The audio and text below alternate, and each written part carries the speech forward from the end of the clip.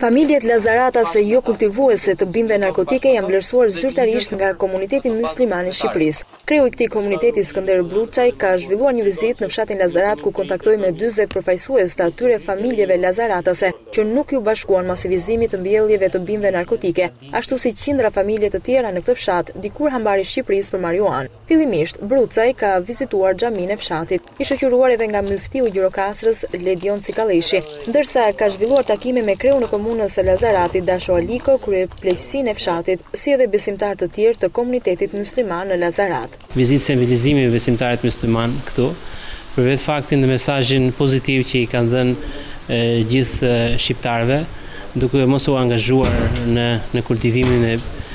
bimëve të ndryshme që përfshihen në aspektin e drogës, për të dhënë një mesazh se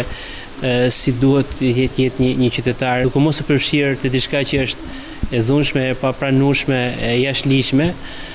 për t'u dhënë forcën edhe besimtarëve të tjerë që nëse bazon të besimi,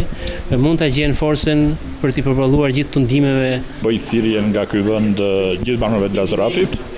të lënë pas të kaluarën dhe të përveshën punëve të ndershme